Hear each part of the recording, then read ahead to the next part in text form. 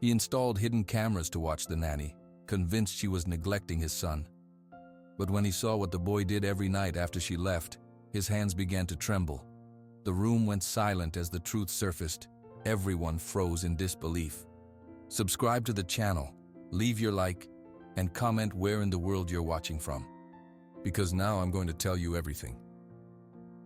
The phone buzzed against the glass desk, a trapped insect of light and sound. Marcus Carter's hand snatched it up before the second ring. "Talk to me," he said, his eyes fixed on the computer screen, not on the small boy standing in the doorway of his home office. On the other end, a nervous voice spoke about delays, about problems with the server. Marcus listened, his jaw tight. "I don't pay for problems," he said, his voice low and steady. "I pay for solutions. Have it fixed by 5 o'clock, not 5:01, 5 o'clock. He put the phone down. He let out a slow breath. Only then did he see his son. Leo stood perfectly still, holding a piece of paper. His big brown eyes were fixed on his father. "Hey, buddy," Marcus said. His smile felt tight like a new shoe. "What do you have there?" Leo did not answer.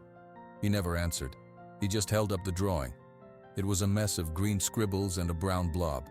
Marcus looked at it. He did not understand it. "Is that the park?" he guessed. Leo nodded once, a small, quick movement. "It's great," Marcus said. He turned back to his computer. A new email had appeared. It was marked urgent. "Really great. Show it to Clara, okay?" For a moment, Leo did not move. He just held the paper. Then his small shoulders dropped. He turned and walked away, his socks making no sound on the polished floor. Marcus watched him go for a second. A heavy feeling sat in his chest. He pushed it down. He had a call in 10 minutes. He looked at Leo's drawing again, now left on the floor by the door. It was just a green scribble. He did not have time for scribbles. The apartment was the top floor of a tall building on the west side of Manhattan. The whole south wall was windows. On a clear day, you could see all of Central Park, a green blanket laid out in the middle of the city. Marcus never looked at the view. It was just there, like a painting he had gotten used to. His whole life was in this cloud. His company was his air. His phone was his heartbeat. His son was a quiet, puzzling shadow in the corner of his perfect world. 2 years. 2 whole years since Leo had spoken a word. It happened after Elena got sick, after the long, terrible months, after the quiet funeral. Leo's voice just turned off. Marcus had hired the best doctors. They found nothing wrong. "He is choosing not to speak," one doctor said. "It is a reaction to the trauma." Marcus did not know how to fix a choice. He knew how to fix broken contracts. He knew how to fix falling stock prices. He did not know how to fix his own son's silence. So he did what he always did. He worked harder. He made more money. He thought, if he could build a perfect, safe world around Leo, then maybe Leo would come back. He bought the best toys. He hired a chef to make healthy meals. And 3 months ago, he hired Clara. He walked into the big living room. Leo was on the floor putting blocks together. Clara sat next to him, her legs folded under her. She was showing him how to make a tower. "He showed me his drawing," Marcus said. Clara looked up. Her face was kind. "He worked on it for a long time," she said softly. "All the green is the grass in the park. The brown part is the trunk of our favorite tree." Marcus felt a pinch in his stomach. Asterisk. Our asterisk favorite tree. Clara knew what the drawing was. He did not. "Did he say anything today?" Marcus asked. He asked this every night. Clara's gentle smile faded a little. "No, Mr. Carter, not today. But we had a good day. We read 3 books. We watched the boats on the pond." Marcus nodded. He felt the familiar frustration rising. What was she doing wrong? Why couldn't she get through to him? "Okay," he said, his voice short. "I'll be in my office. The conference call with Hong Kong is at 8 o'clock. He walked away. He did not see Leo's eyes follow him. He did not see the way the little boy's hands stopped moving on the blocks. He did not see Clara place a comforting hand on Leo's back, her touch saying everything her words could not. Later, the apartment was dark and quiet. The Hong Kong call was finished. Marcus sat at his desk, the blue light of his computer washing over his tired face. He scrolled through numbers, reports, plans for tomorrow. From down the hall in Leo's room, there was no sound. only the deep, thick silence that had lived in his son's throat for 2 years. Marcus stared at a graph on his screen, but all he saw was Leo holding up that green scribble, a message in a language he had forgotten how to read. The worry was always there, a cold stone in his gut. He was failing. His son was a locked door, and he had lost the key. Tomorrow, he decided, he would look for a new child therapist, a better one. There had to be a solution. There was always a solution. He just had to find it. I need someone new. Today. Marcus held the phone to his ear, staring out at the gray morning over Central Park. The woman from the elite nanny agency was speaking, her voice careful. "Mr. Carter, your last nanny only stayed for 2 months. And the one before that?" "They weren't effective," Marcus said, cutting her off. "I need results. My son does not speak. I need someone who can change that. Find me someone who specializes in silent children." There was a pause on the line. "We do have one candidate. Her name is Clara Dawson. She's been with us for a year. Her references are exceptional for patients, but her background is different. She was a music teacher, not a child therapist." "I don't care if she was an astronaut," Marcus said. "Can she get a child to talk?" Her reference from the Lowell family said she created a calm and safe space for their twin boys. She's known for her gentle approach. Marcus made a decision. It was a business decision. This was a new solution to try. "Send her. Have her here by 9 o'clock. When Clara Dawson arrived, she was not what Marcus expected. She was not wearing a stiff suit. She wore a soft blue sweater and dark pants. She carried a large bag that seemed to have books poking out of it. Her handshake was warm, not firm. "Thank you for seeing me, Mr. Carter," she said. Her voice was soft. "Come in," Marcus said. He did not offer her a drink. He walked her into the living room. Leo was in the corner, drawing on a large pad of paper. He did not look up. "This is Leo. He is 5 years old. He has not spoken in 2 years." Marcus said the words like he was listing facts from a report. "Your job is to change that. Engage him, stimulate him, use whatever methods you think are best. I want progress reports." Clara was not looking at Marcus. She was looking at Leo. She watched his small hand move the crayon in slow circles. "Hello, Leo," she said, her voice even softer now. Leo did not react. "He won't answer," Marcus said, a hint of frustration in his voice.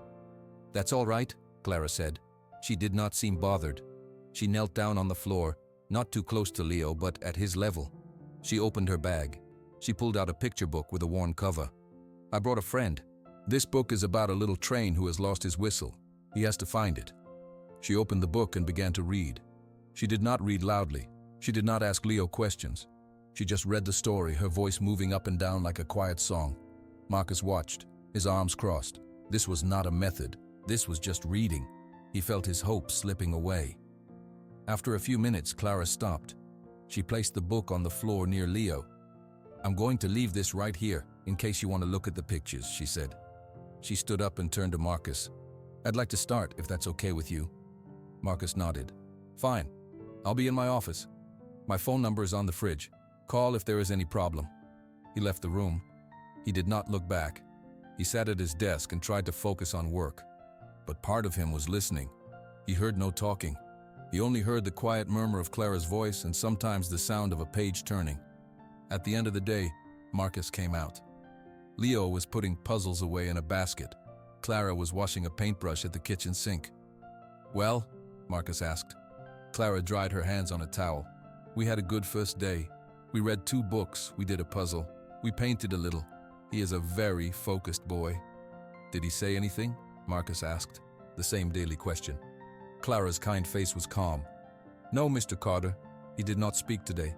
But he held my hand when we walked to the window to look at the birds. That's a good start." Marcus felt a cold disappointment. A good start? Hand-holding was not a result. "I see," he said, his voice flat. "I'll see you tomorrow then." After Clara left, Marcus looked at Leo. His son was sitting with his stuffed bear staring at the wall. "Did you like her, buddy?" Marcus asked. Leo glanced at him, then looked away. No answer. Just the same heavy silence. Every day that week was the same. Clara arrived. She was always calm. She played quiet games. She read stories. She never raised her voice. Leo seemed to follow her around the apartment. a small, quiet shadow. And every night, Marcus asked his question. Did he talk today? And every night, Clara gave her answer. No, not today. After 2 weeks, Marcus's frustration turned dark. He watched Clara one morning before he left for work. She was showing Leo how to plant seeds in a small cup of dirt. She was so slow, so patient, and Leo was still silent. A new thought entered Marcus's mind. It was not a nice thought. What if the problem was not his son?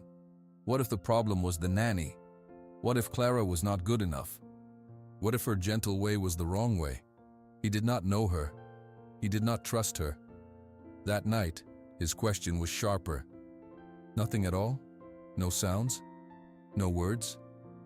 Clara met his gaze. She saw the distrust in his eyes. It made her own eyes sad for a moment. No words, Mr. Carter, but we are building trust. That takes time. Time is the one thing I'm paying you to save, Marcus said, and immediately regretted his cold tone. Clara just nodded, gathered her bag, and left.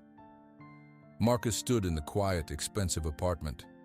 The only sound was Leo's breathing from the couch where he had fallen asleep. The nanny was not working. The problem, he was starting to believe, was her. And if she was the problem, he needed to find out the truth. He needed to see what was really happening when he was not there. The small electronics shop on 9th Avenue was cramped and smelled of plastic. Marcus stood at the counter, his suit looking out of place. A young man with a lip ring wiped his hands on his shirt. You looking for something specific? Cameras, Marcus said. His voice was tight. Small ones, the kind you can put somewhere. The young man raised an eyebrow. For security? For observation, Marcus corrected, the word feeling clinical. I need to observe my home, discreetly. A few minutes later, Marcus left the shop with a small paper bag. Inside were 2 tiny plastic cubes, each no bigger than a thumb. One looked like a normal power outlet plate. The other was a simple black square. They were called nanny cams. The name made his stomach twist. Back in the penthouse, it was quiet. Clara had taken Leo to the library. Marcus walked through the empty living room. His heart beat hard against his ribs. This was wrong. He knew it was wrong. But the thought was a drumbeat in his head. Asterisk. What does she do when I'm not here? He took the outlet plate camera to the far wall. He turned off the circuit breaker. His hands, which were steady during million-dollar negotiations, fumbled with the screwdriver. He replaced the old plastic plate with the new one. The tiny lens was a dark speck in the center. You would never notice it. He went to Leo's bedroom. The evening sun made long shadows on the race car bedspread. Leo's favorite stuffed bear, a worn brown thing named Mo, sat propped against the pillows. Marcus picked it up. He felt along the seam on its back. With a small pair of scissors from Clara's craft basket, he made a careful cut. He pushed the little black square camera deep into the stuffing, aiming the lens out through the bear's glassy black eyes. He sewed the seam back up with clumsy, quick stitches. The bear looked the same, but it felt heavier in his hands. He placed Mo back on the bed, right where he found him. That night, after Clara had gone home and Leo was asleep, Marcus sat in his office.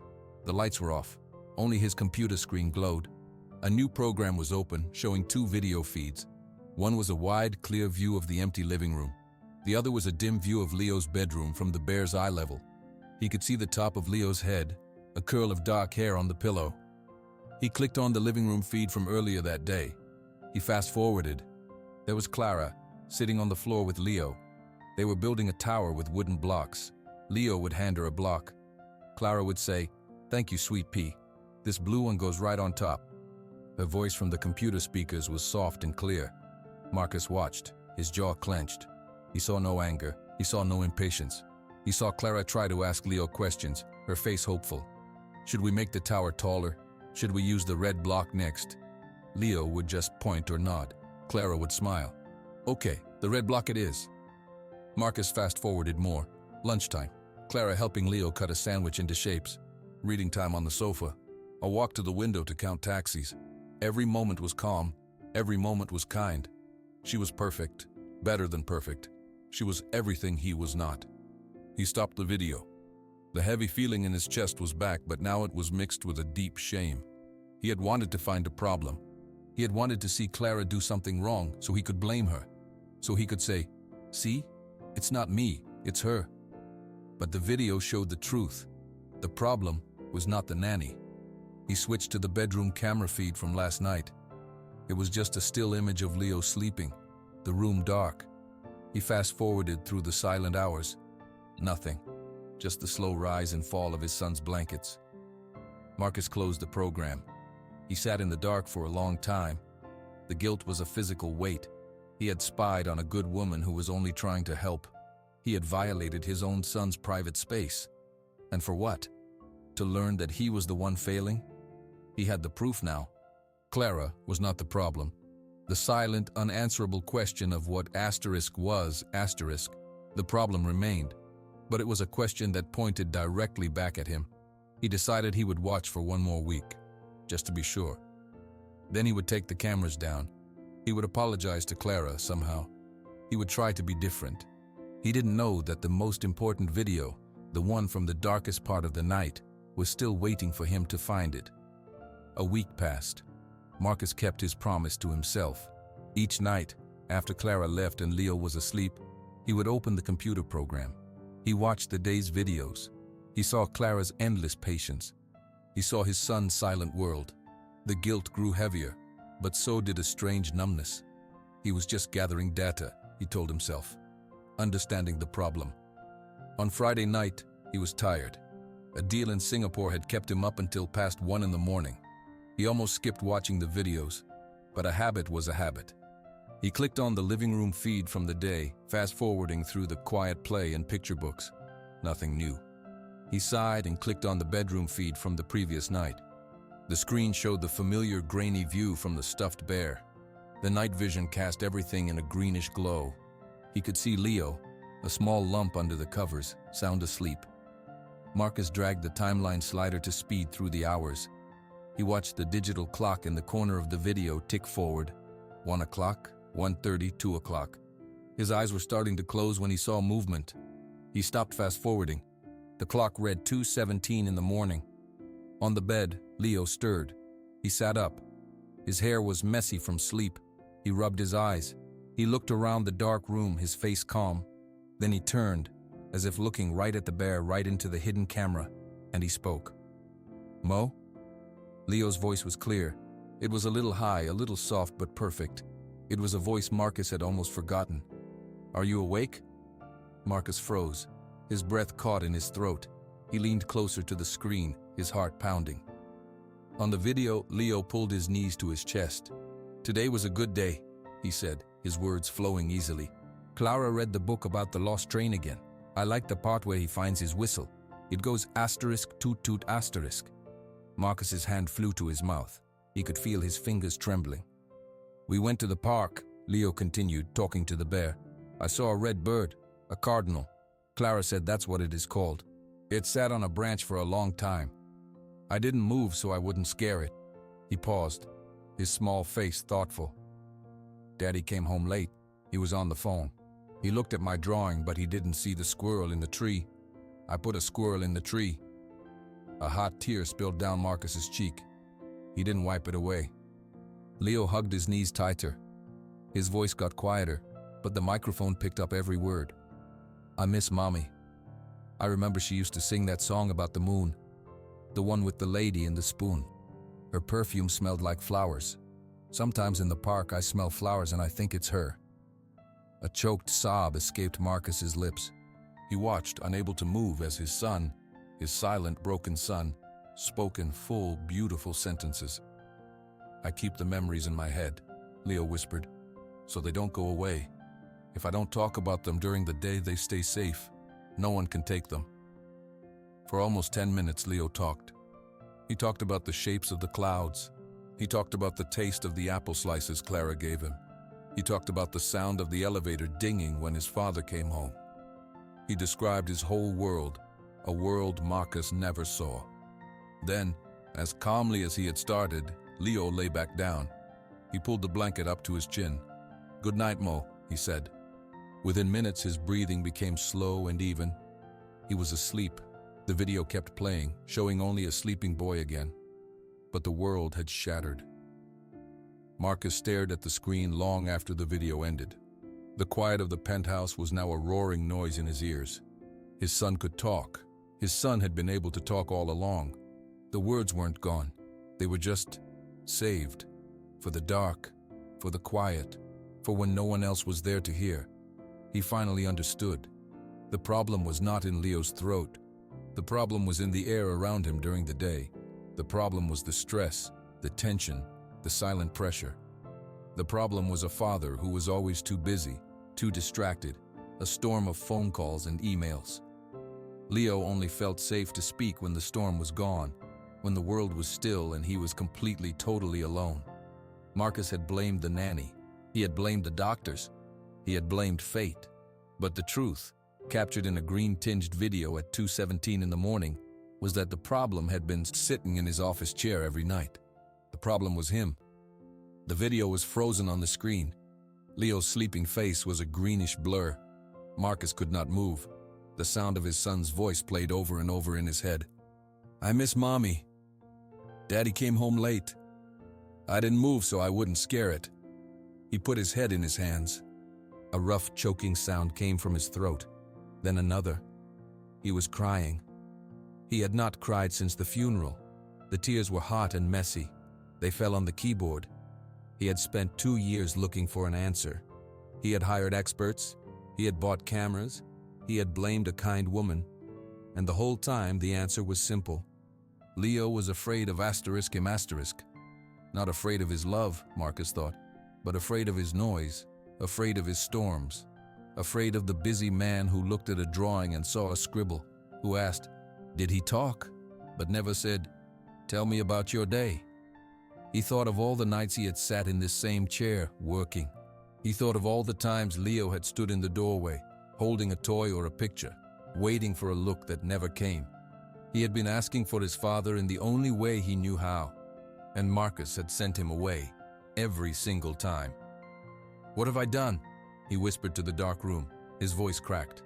"Elena, what have I done?" He remembered a conversation from a lifetime ago. His wife Elena was sitting on the floor of their old, smaller apartment. Leo was a toddler, babbling and laughing. "You need to slow down, Marcus," Elena had said, her smile warm but her eyes serious. "He won't be little forever. These moments are the real things." Marcus had kissed her head. "I am slowing down. Right after this next project. I'm building all this for us. For him. He doesn't need the building," she had said softly. "He just needs you inside it." He had not listened. And then she got sick and time ran out. And he had failed her too. He worked through her illness thinking money for the best doctors was the same as being there. He could not face the quiet pain of her hospital room. So he faced spreadsheets instead. Now, he was doing the same thing to their son. He was trying to buy a solution. He was trying to hire a fix. He was treating Leo's heart like a broken contract. The guilt was a physical pain. It sat on his chest. He could not breathe. He stood up, pushing the chair back. He paced the room. He wanted to run into Leo's room, scoop him up and beg for forgiveness. But he stopped. That would be for him. To make himself feel better. It would scare Leo. It would be another storm. He had to be different. Not all at once, but he had to start. He walked back to the computer. His hand hovered over the mouse. He wanted to delete the video files, to erase the evidence of his spying. But he couldn't. It was the first time he had heard his son's voice in 2 years.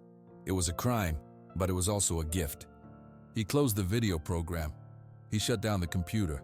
The screen went black and his own pale, tear-streaked reflection stared back at him. For the first time in years, he did not think about the morning's meetings. He did not check his phone.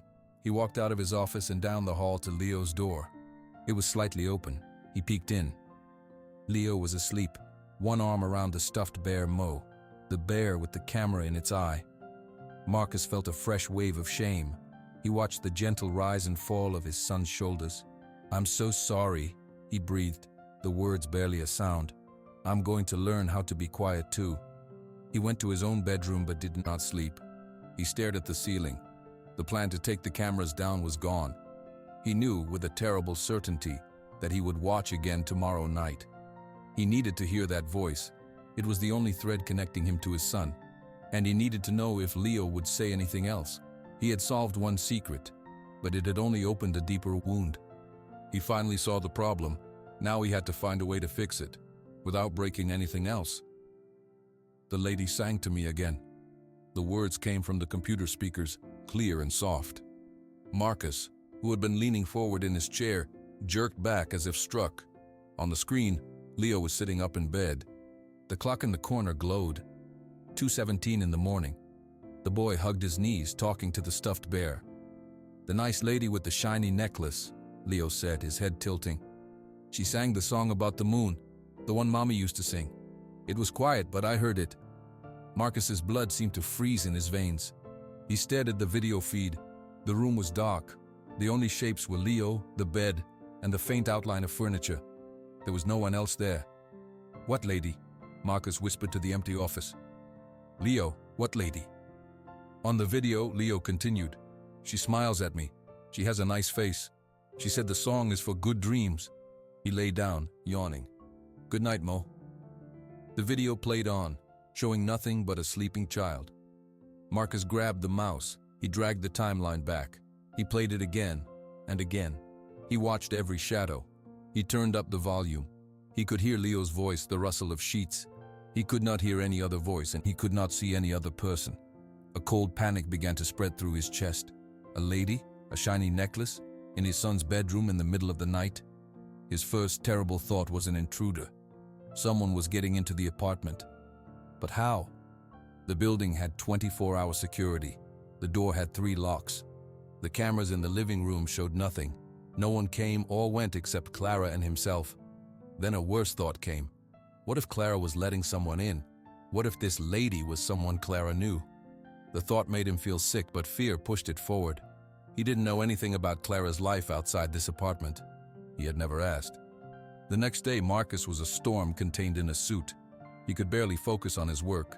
He called the building security desk. "This is Marcus Carter in Penthouse A. Have there been any reports of unusual activity? Anyone seen on our floor who shouldn't be?" The security man's voice was confused. "No, Mr. Carter. Nothing at all. All quiet. Is there a problem?" "No, no problem," Marcus said, hanging up. He felt foolish and terrified. That night, he was waiting at his computer before midnight. He opened the live feed from the Bear camera and watched. He saw Clara come in to say goodnight. He saw her turn out the light. He watched Leo fall asleep. Then he waited, his eyes glued to the screen. The clock ticked past 1 o'clock, past 2 o'clock. 2:17. Leo sat up. Marcus's heart hammered against his ribs. Leo looked toward the bear. He was quiet for a moment. Then he said, "She came back." Marcus held his breath. "She says she misses me too," Leo whispered. His little face looked sad in the green light. "She said it's not my fault. She said I'm a good boy." Marcus's hand flew to his mouth. "It's not my fault." The words echoed in the silent room. What wasn't Leo's fault? His mother's death? Did his son believe that? "Who are you?" Marcus pleaded with the screen. "Who is saying that to him?" But Leo was not done. "She wears the necklace close to her heart. She says that's where you keep people you love, so they're always with you." He lay back down, pulling the blanket up. "I keep Mommy in my heart, and I keep you there too, Mo. And Clara." The video ended. Marcus was left in silence, more afraid than he had ever been. This was not just a secret voice anymore. This was a conversation with a person who told his son he was not to blame. The fear for Leo's safety was now a sharp, screaming thing in his mind. He had to know. He could not wait. Tomorrow he would confront Clara. He had to find out who this woman was, or if Clara herself was somehow behind these strange nighttime words. The sun was too bright. It streamed into Marcus's office, mocking the dread that had kept him awake all night. He had planned to confront Clara the moment she arrived, but now, in the harsh light of day, the words felt too big, too dangerous. What if he was wrong? What if he scared her away? He needed proof, not just of Leo's words, but of their source. He opened the video program. He would not wait for the nighttime feeds. He would scour the daytime footage. He would find this lady with the shiny necklace. He started with the living room camera from the previous day. He watched Clara and Leo eat breakfast. He saw them play with clay. He saw them look at a book about insects. He watched for any visitor, any strange face. There was none. He fast-forwarded through hours of footage. His eyes burned from staring. He saw nothing but the two of them, moving through their quiet routine. Frustration grew. He switched to the bedroom camera feed from yesterday afternoon. He watched Clara help Leo put his toys away. He watched her sit on the edge of the bed to read him a story before nap time. And then he saw it. As Leo settled under the covers, Clara reached up and touched her own neck. Her fingers brushed against a thin silver chain. She tucked something under her collar. It was a quick, nervous gesture, a habit. Marcus sat up straight. He rewound the video. He played it again in slow motion. There. As she leaned over to smooth Leo's blanket, a small oval pendant on the end of the chain slipped out from her sweater. It was silver. It caught the light from the window for just a second. A shiny necklace. Marcus's breath hitched. He kept watching. Later in the video, after Leo was asleep, Clara was still sitting on the bed. She was looking out the window. Her hand went to her neck again. This time she carefully pulled the pendant out. She held it in her palm. She opened it. It was a locket. She looked down at it for a long time. Her lips moved. She was saying something, but the camera's microphone was too far away to pick it up. Then she brought the locket closer to her face. She closed her eyes. Her shoulders rose and fell in a deep, slow breath. Marcus leaned closer to the screen, trying to read her lips. He could not. He searched through more footage from other days. He found another moment. It was in the living room, while Leo was focused on a puzzle. Clara was on the sofa. She had the locket open in her hand. She was staring into it, her face filled with a sadness so deep it made Marcus look away from the screen for a moment. He saw her lips move again, and then, very faintly, he saw her hum. It was just a few notes. Her chest moved with a gentle rhythm. She was singing, silently, to whatever was inside that locket. The pieces crashed together in Marcus's mind. The shiny necklace, the singing, the kind words. Asterisk. She says it's not my fault. Leo wasn't seeing a ghost. He wasn't talking to a stranger. He had seen Clara, his gentle nanny, talking and singing to a picture in a locket. He had heard her whispered words of comfort, meant for someone else, and he had tucked them away. In the safety of his dark room, he was giving those words back to the world. The relief was immediate and overwhelming. There was no intruder. Clara was not bringing a stranger into his home, but it was followed by a crushing new weight. Who was in that locket? Who was Clara whispering to? Who was she singing for? The sadness on her face was not ordinary sadness. It was a bone-deep grief he recognized. It was the same grief he saw in the mirror.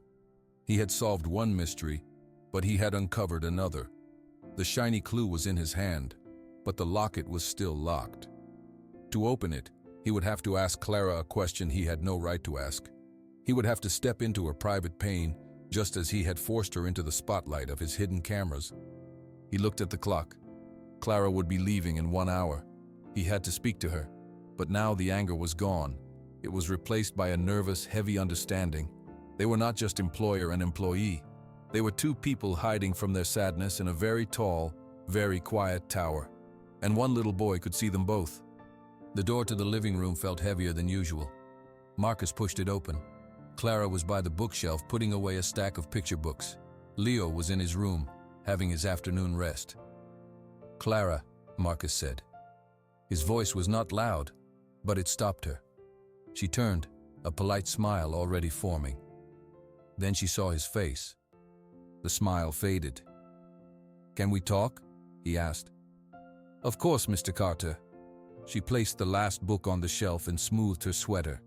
Her hand brushed against her neck, a nervous gesture he now understood. He didn't know how to start. All the planned accusations about strangers and safety were gone. He just felt tired and sad. "Leo says things at night," he began, watching her closely. Clara's eyes widened just a little. "Things? He talks. When he thinks he's alone." Marcus saw the shock register on her face. "He talks about his day, about his mother, and he talks about a lady." Clara's hand flew to her throat, her fingers closing around the hidden locket. Her face went pale. "A lady with a shiny necklace," Marcus continued, his voice gentle now. A lady who sings to him, who tells him it's not his fault. A small broken sound escaped Clara's lips. Her eyes filled with tears. She shook her head, not in denial, but in a kind of despair. "Who is she, Clara?" Marcus asked. He took a step closer. "Please, I'm not angry. I just need to understand. He's my son." The words broke her. The calm, patient Nanny seemed to crumble. She sank onto the arm of the sofa, her shoulders shaking. She cried quietly, her face in her hands. Marcus waited. He didn't know what to do. He just stood there. After a minute, Clara wiped her eyes. Her hands were trembling. With slow, careful movements, she reached for the chain around her neck. She pulled the small silver locket out into the light. She pressed a tiny catch on the side. It clicked open. She held it out for him to see. Inside the locket was a small, faded photograph of a little girl. She had bright eyes and curly hair. She was grinning, missing a front tooth. "This is Lily," Clara whispered. Her voice was raw. "My daughter." Marcus felt the air leave his lungs. He stared at the picture. "She was 6 years old," Clara said, her thumb stroking the edge of the locket. "We lived in Ohio. A man. He was driving drunk. He went through a red light." She took a shaky breath. She was gone in an instant. My whole world. She closed the locket, holding it tight in her fist. I talk to her. When the quiet gets too loud, when I miss her so much I can't breathe. I open this and I look at her face, and sometimes I sing her favorite song, the one about the moon. She looked up at Marcus, her eyes streaming. "I'm so sorry. I didn't know Leo saw me. I didn't know he heard. I would never, ever want to scare him." Marcus finally moved. He sat down in a chair across from her. The anger, the suspicion, it was all gone. All he felt was a vast, shared sorrow. "He's not scared," Marcus said softly. He told the bear she was nice, that she had a nice face. He said her words made the quiet in his chest feel softer. Clara cried harder then, a deep, grieving cry she had clearly held back for a long, long time. "I blamed you," Marcus said, the confession tumbling out. "I thought you were the reason he was silent. I thought you weren't good enough. I was so wrong." Clara looked at him, really looked at him through her tears. She saw the guilt on his face, the exhaustion. She saw a father lost in his own kind of grief. They sat in the quiet living room, two broken adults, one who had lost a wife, one who had lost a child, and both trying to help a little boy who had lost his voice because he thought his words could make people leave. The secret was out. It wasn't a scary secret. It was just a very, very sad one. The quiet in the living room was different now. It was not empty. It was full of understanding. Clara held the closed locket in her hand. Marcus stared at his own hands. "I hid in my work," Marcus said, his voice rough. "After Elena died, the busier I was, the less I had to feel. I thought if I made everything perfect here, Leo would be okay. I was trying to build a cage around the pain." Clara nodded slowly. She wiped her cheeks with the back of her hand. "I hide in other people's children," she whispered. "If I pour all my love into them, then maybe the love I had for Lily, maybe it has somewhere to go, so it doesn't destroy me." They looked at each other. For the first time, they were not employer and nanny. They were two people who had been drowning in different parts of the same ocean. "Leo thinks it's his fault," Marcus said. The words hurt to say aloud.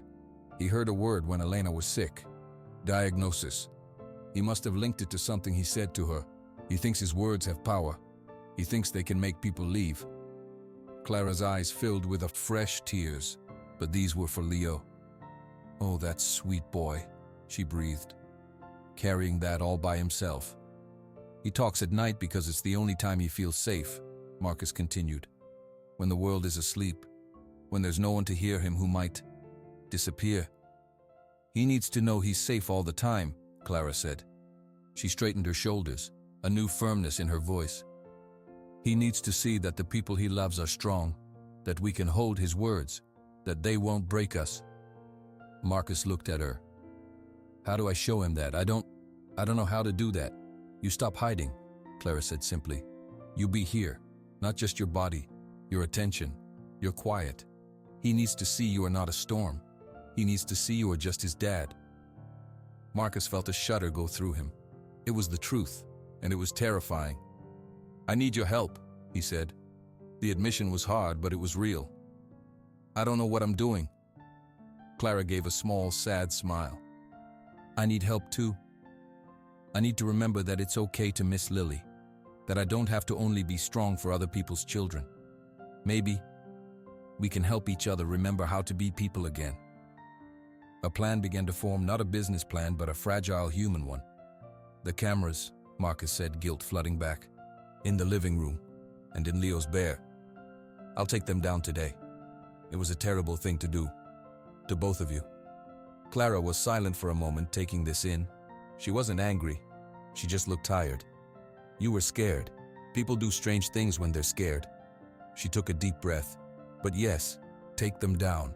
Leo's room should be a secret place for him, not a show. Marcus nodded. And I'll change my schedule. I'll come home earlier. I'll put the phone away. Don't try to make him talk, Clara said. Just be with him. Sit on the floor. Do a puzzle. Color. Let him see you being still. The words will come when he's ready, when he trusts the air around you. They sat for a moment longer in the comfortable silence. The afternoon sun had moved across the room. Thank you, Marcus said, for telling me about Lily. Thank you, Clara replied, for listening. From down the hall they heard the soft sound of Leo's bedroom door opening. His small footsteps padded into the hallway. He appeared in the doorway, his hair mussed from sleep, holding his stuffed bear. He looked at his father. He looked at Clara. He saw their red eyes, their serious faces. But for the first time, he did not see a wall between them. He saw two people sitting together in the quiet. He walked over to Clara and leaned against her knee. She put a gentle hand on his back. Leo looked up at his father. His eyes were big and curious. He didn't speak, but he didn't look away. The floor was cool under Marcus's knees. He sat beside the low table in the living room, a coloring book open between him and Leo. He held a blue crayon. He was coloring a picture of a whale, slowly, carefully staying inside the lines. He did not look at his phone. It was in another room. Leo watched his father's hand for a moment. Then he picked up a red crayon and went back to his own picture, a messy, joyful son. This was their new routine. Marcus came home at 5 o'clock. He changed out of his suit into soft pants and a t-shirt. He sat on the floor. Sometimes they played with blocks. Sometimes they just sat, each doing their own thing together. Weeks passed. The silent spaces between them began to feel comfortable, not heavy. One afternoon they were drawing. Leo was pressing down hard with a green crayon, making grass at the bottom of his paper. There was a sharp asterisk, snap asterisk. The crayon broke in two. The smaller piece rolled across the table. Leo stared at the broken pieces. His little shoulders slumped. He looked down at his lap. Then very softly, so softly it was almost just a breath, he spoke. Daddy. Marcus's heart stuttered.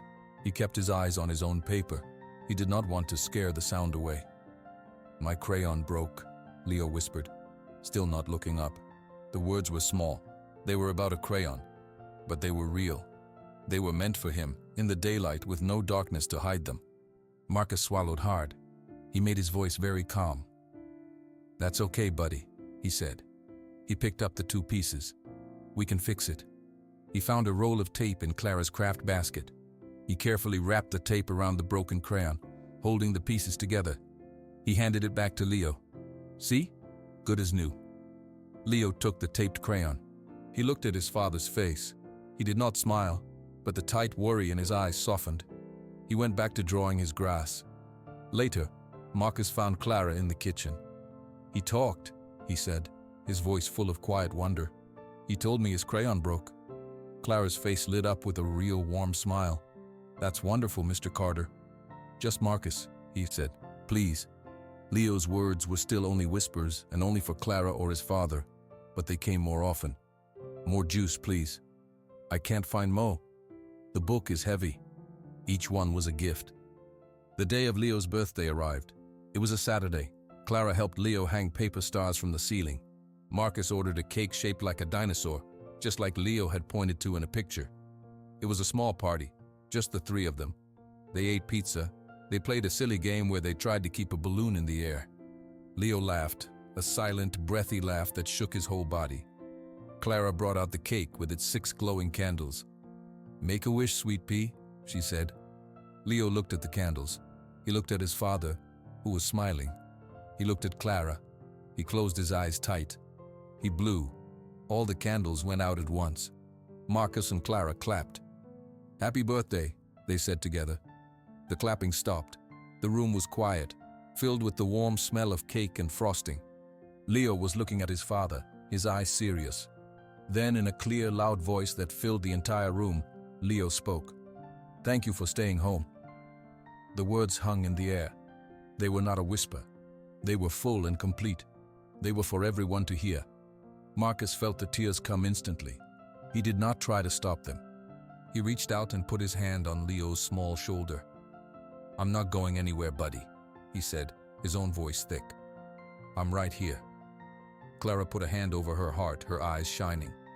Leo looked from one grown-up to the other. He did not say anything else. He just picked up his plastic fork and pointed to the cake. "I want the big tooth," he said, his voice back to a normal, quiet 5-year-old's tone. They cut the cake. They ate it. They got frosting on their noses. The family was not fixed. There was still a missing piece where a mother should be. There was still a locket with a picture of a little girl. There was still a father learning how to be still. But they were no longer broken. They were together in the quiet, and they were learning, slowly and carefully, how to use their voices again.